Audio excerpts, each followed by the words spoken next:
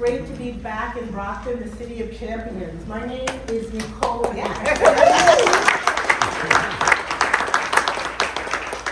name is Nicole Obi. I am the president and CEO of the Black Economic Council of Massachusetts. Before I begin, I wanted to introduce or acknowledge a few dignitaries that are here with us today. We have Senator Brady. There he is.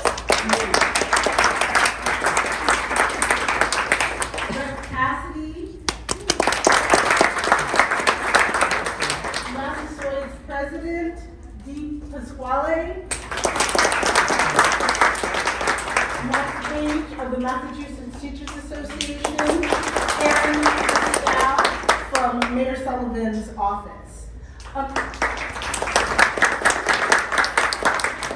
So briefly before we begin, just to introduce the Black Economic Council of Massachusetts, we were an organization that was born out of that 2015 Federal Reserve Bank of Boston study that found that the average net worth of Black Boston households was $8 compared to white households in the city of Boston, which average about $247,000. And as a result of forming this organization, we've been very much focused on helping to close the Massachusetts racial wealth gap through advocacy as well as programming and events. Earlier this year, we convened a roundtable discussion at Soleil Restaurant with BECMA members, with Senator Warren, with Rep. Presley, where we talked about what have been the implications of student loan debt on these small business owners. How we've heard from them how this debt has been a huge barrier in their lives in helping to launch and grow their businesses, in helping them to even think about starting families. This debt has been a huge burden on these families, both financially and psychologically, and so that's why we're so grateful for the leadership of these two powerful leaders in Congress in making sure that this legislation is passed. This is economic justice. It's transformative. We know that here in Massachusetts alone, over 800,000 families and borrowers are eligible to take advantage of this relief. This burden has been disproportionately borne by Black and brown populations and residents. And so for that, we know that it's very important that we get the word out, we take action, we follow up. Brockton, let's sign up for this relief. Let's spread the word across the Commonwealth. So without further ado, I want to turn the microphone over to our senior Senator, Warren. She's been a great champion on this cause, and we're just so grateful for all the work that you've done. Senator Warren. Thank you. So I am so happy to be back here. A few people here may know that I did my very first student loan debt, let's get together and start fighting for this meeting right here at Massasoit in the middle of a snowstorm that had school canceled, but it didn't cancel the power of the people. We showed up and we launched our efforts to just get in there and bang away until we got some student loan debt cancellation. Yes. I want to talk about two things very quickly today. The first one is a little bit about how we got here, and a little bit about the second is where we're going next. And a little bit about how we got here is to say that this is not just you come up with a good idea, and if you come up with a good idea, it'll happen. This is you got to fight for it. And to fight for it, you got to have partners that are persistent, that are smart, that are dedicated, that think about it when they wake up in the morning and are still trying to figure out one more thing they can do late at night to make it happen. A partner who has been in this all the way from the very beginning, and I say this with no exception. We would not be here today if it had not been for her work, and that is Congresswoman Ayanna.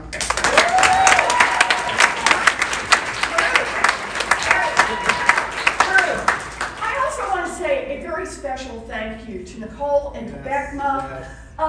Just Beckma's an example of the many organizations that stepped up and said, it doesn't sound like what we do is student loan debt, but boy, does student loan debt intersect with everything we're trying to accomplish. And the very fact, I think about that roundtable meeting you're talking about, one of the consequences of student loan debt in this country is that people who have done the right thing, they've gotten out, they've gone to school, maybe it's technical school, 2-year college, 4-year college, they've tried to make the investment in themselves, they'd like to start a small business, and what holds them back? Student loan debt. This makes no sense at all. And we watch it everywhere in our economy. People who can't move out of their mother's basement because they can't afford it because they got to make their student loan debt payments. People who can't make it to be able to buy a home because they can't save up for a down payment or because they can't qualify because of the debt on their balance sheet. People who can't start families. This has had a profound effect on more than 800,000 people here in the Commonwealth and their families and their parents and their sisters and brothers. This is one of those things that touches so many people, whether you know it or not. People sitting next to you here, sitting next to you on the bus, wherever you go. You're running into people who are struggling with student loan debt. It has a profound influence, but instead of just leaning back and crying about it and whimpering about it, what we've got is a bunch of folks here in Massachusetts who have said we're going to do something about it. We got organized, and I also want to say a very special thank you to the teachers, to Max Page, who leads our today. We got organized on this and pushed, and when we thought we pushed until you couldn't push anymore, we actually pushed some more. And President Biden said, that's it, we're going to cancel student loan debt up to $20,000 for 43 million Americans. So now, we got it. That's the deal now. We're out there, we're working on this, we got it, that's the policy. But to make this make a real difference in people's lives, they gotta go online. Studentaid.gov. Go online, you gotta fill out a form. Is it a hard form? No. Does it take a long time? No. Is it the right thing to do? Yes. Yes. Studentaid.gov. We need people to sign up. We've already gotten millions across the country, hundreds of thousands here in Massachusetts, but we need everyone. So that's why we're out here today. We've been road tripping. You are number 2 on our list. We're heading all the way across the state to get people to sign up. This is government on the side of the people.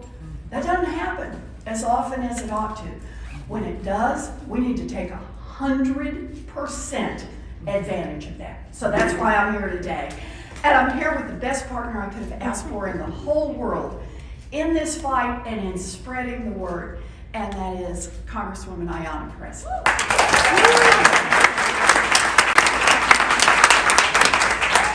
Senator Warren, our senior senator, truly the embodiment of persistence. Yeah. I am grateful for your thought partnership, your strategic counsel. We were exhausted working in coalition and movement building over the last 2 years to get this victory across the finish line, and it would not have happened without you. And so, again, I thank you for your leadership. And I want to thank Beckma for being a part of this front coalition, and also the Mass Teachers Association, MTA. Look, in 2 years, I just want to say this is such a testament, Senator, as you were saying, to the power of the people. Yep.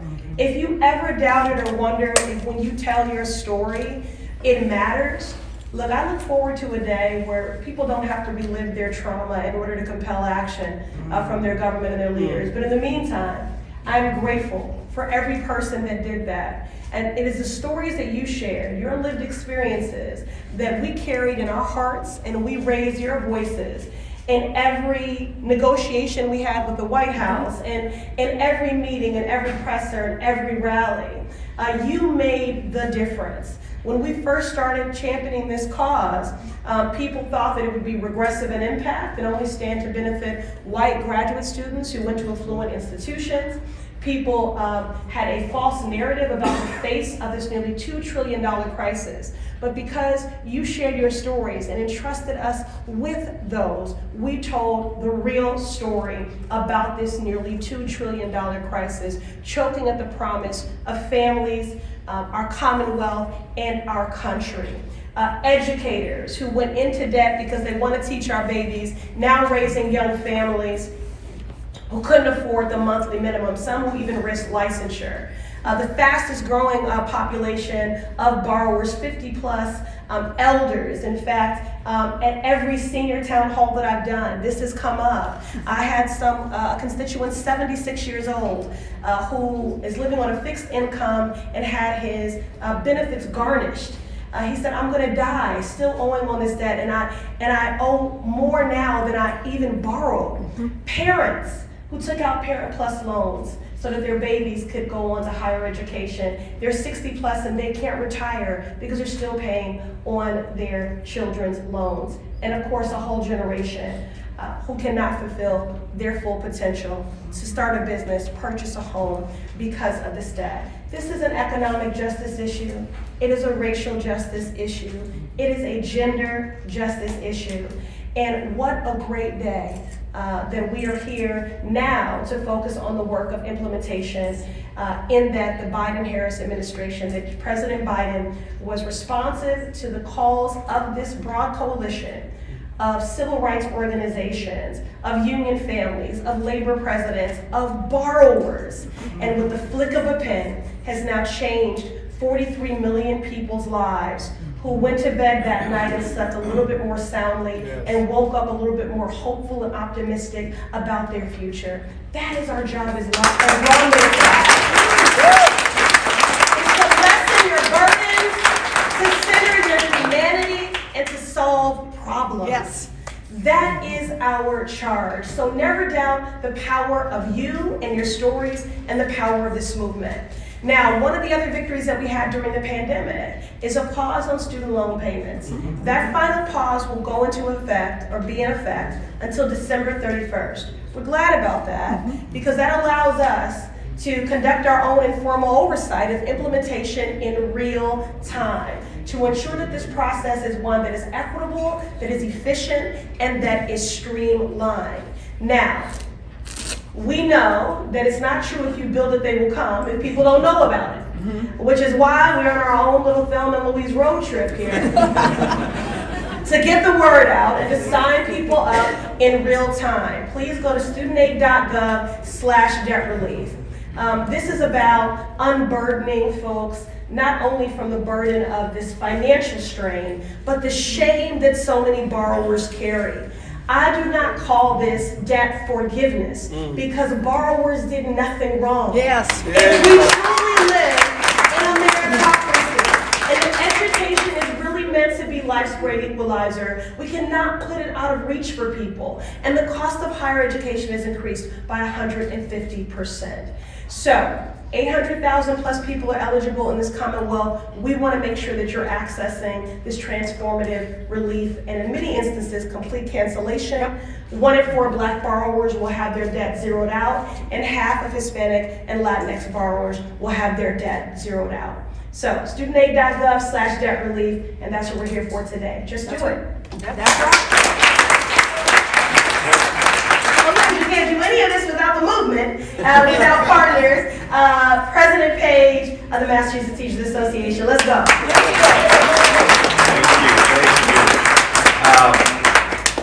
you. It is a testament to all of you and all of us in Massachusetts that we would have these two as our senator, congresswoman in the state. That is a testament because they have been committed to this issue like I've never seen. And that's remarkable. They've led the country and made this happen with, of course, the allies behind them. So I'm Max Page, I'm the president of the Massachusetts Teachers Association. We represent 115,000 educators from pre-K to higher ed.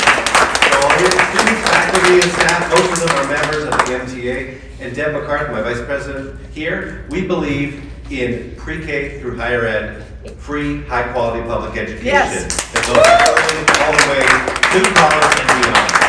That's a core belief of ours. When I came to UMass to teach in 2001, my father had taught at UMass, and it was debt-free then. Students could graduate, work a few hours a week, graduate debt-free. By the time I got there, it was $20,000. Now that looks cheap. Now the debt is around $33,000 or $34,000 average student debt, and that's really criminal. We started talking way back when, in the early 2000s, about debt-free public higher education, and I remember, I won't name him, a leader of one of our institutions sort of laughed at me. That's crazy.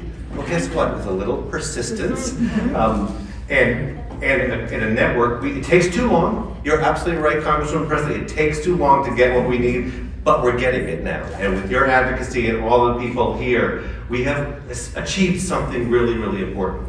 Last thing I will say, and again, studentaid.gov. I hear that's the thing. Studentaid.gov. Everyone should take advantage of this. Can you imagine the day after it closes, someone says, wait, how do I sign up for this? We want everyone to take advantage of this right, frankly, to have the student debt, some substantial portion of your debt canceled. The only thing I want to say is we're canceling debt that was unfairly burdened on young people.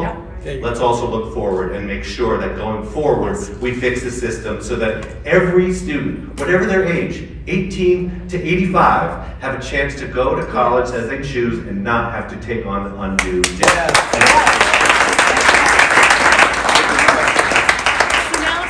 Did you put something in the legislature to protect us when the credit bureau labels us with a word that we won't even understand? So remember, this is not actually through legislation. We didn't have a chance to write legislation on this, so we're doing all this through the Department of Education. And this is not student loan debt cancellation because you can't pay. So this is not a ding on your credit. All that happens is the amount of debt you owe goes down. So there's no incident reported to the credit reporting agency that should harm anyone's credit. Indeed, it ought to make people's credit reports better over time. So, but I do want to say just one small point. The point you raise is so important, and I think we're okay on this.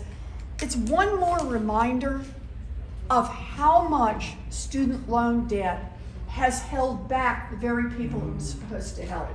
Think of it this way. If you're born into a family that can just afford to write a check to send you to the most expensive college in the world, you're fine. You're great. And you come out with your credit intact, with everything intact. The less your family had, the more you had to borrow to go to school. And the bigger your payments are, the more likely you are to end up in debt and in default. We know, for example, that black borrowers, they borrow more to go to school, they borrow more while they're in school, and they have a harder time paying it off when they get out of school. Because it shows up then on credit reports, it means everything else gets more expensive. It means that the cost of, this is crazy, but it's true in America now, the cost of your insurance goes up. Whether or not you're able to get a checking account can actually put in jeopardy. And you may not even be able to get a job because many employers run a credit check. So it's a reminder that this debt not only crushes directly, it has these long, poisonous effects on people who are trying to build an economic future. And our job, one, is to cancel as much of this debt as we can, and we're going to talk about other ways that that's also going to happen. But part two is to set up post-high school education so nobody has to take on debt to get an education.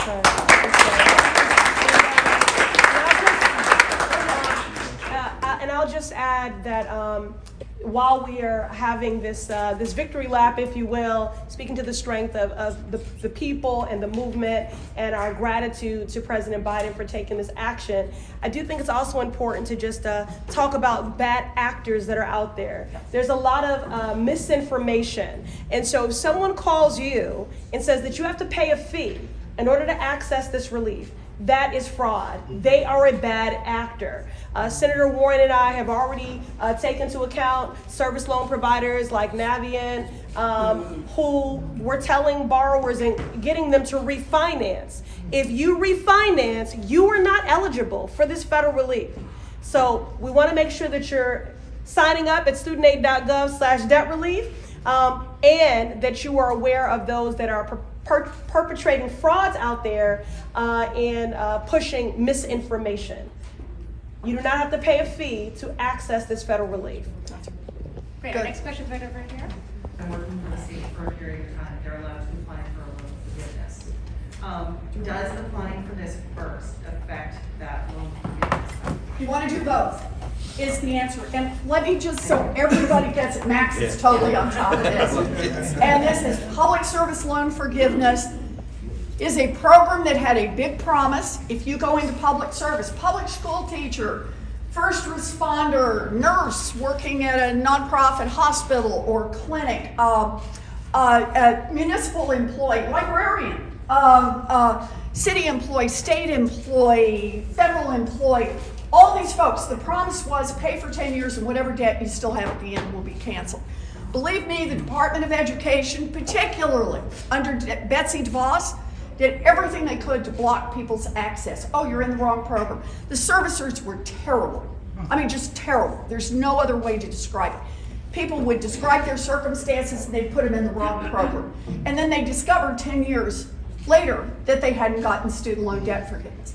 You've got until October 31st, Halloween, to transfer in all of the payments you've made. So and you get to add them up. They can be spotty, they can be here and there, but every month that you spent working in public service and made a payment, you can add those up, and if you've already got 10 years, all of your debt is forgiven. If you've got 8 years, then you got 2 years to go, and all of your remaining debt will be forgiven. But that is only until Halloween. So anybody you know who might be eligible, apply. Get them to apply. Be sure to tell your friends and neighbors.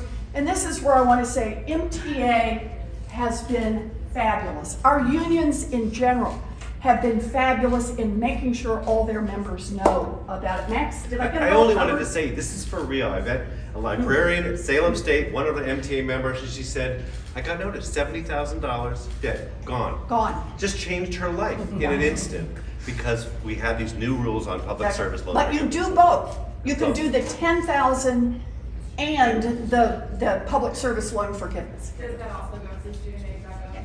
Yes, go to studentaid.gov. And search for PSLF. We have a question right over here. Good morning, Senator. Good morning, Congresswoman Rasan Hall. Thank you for your work and service on this. When I was at the ACLU, before I decided to run for office, we filed a lawsuit to get public records from the Department of Education about debt collection servicers, because we understood that there were significant racial disparities in how those debt service collectors went after certain people. And so I'm wondering if you all could say a little more about how this provision impacts people who are in debt collection because of student loans. I don't want to hog up all the answers. Thelma and Louise both talk, right? This is Cheech and Chong. I'm not sure what's the right one. How are we doing this? Definitely not Cheech and Chong. Oh, okay. I'm not claiming that. Okay.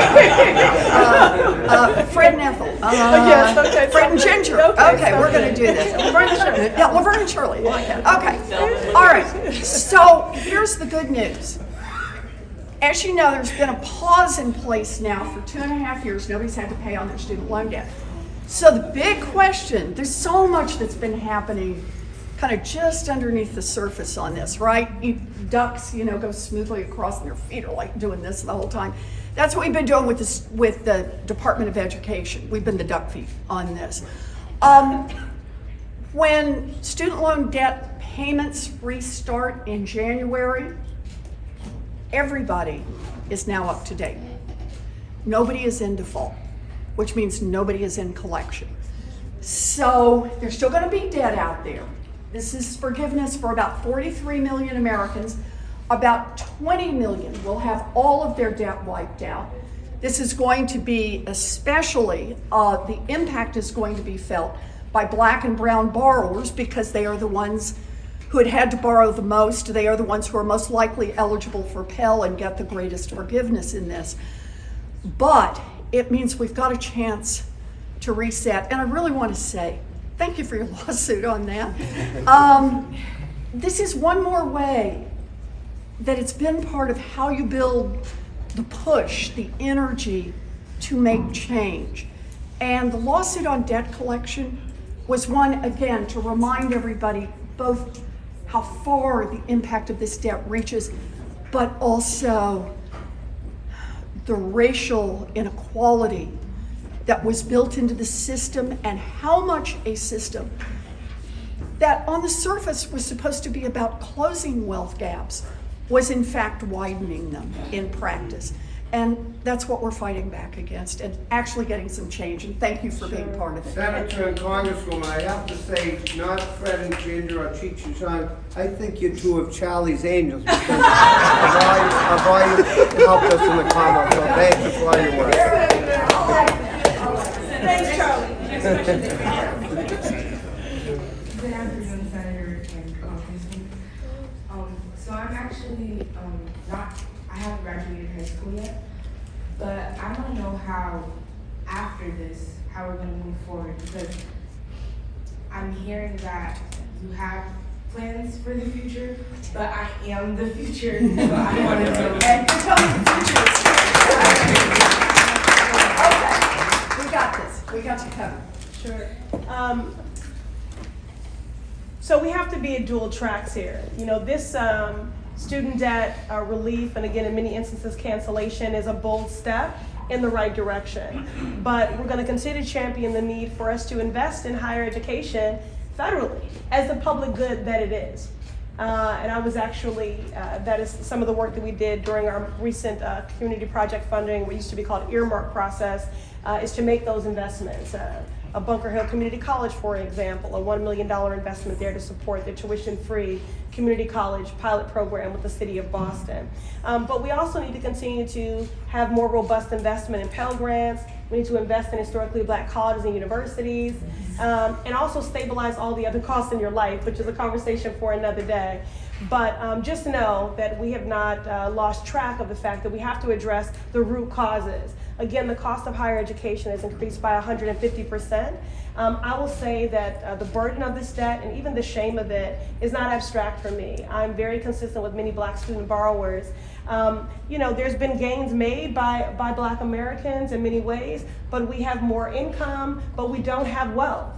And that is because of you know, being locked out of every major federal relief program in this country, from the GI Bill to the Homestead Act to the New Deal. And then our families being targeted by discriminatory policies like redlining, which again obstruct our abilities to build wealth, which is why Black students borrow at 85% and our white counterparts at about 65%.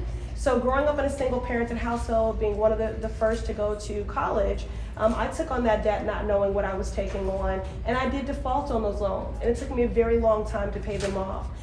For people who say that this is a handout, this is a hand up. I bear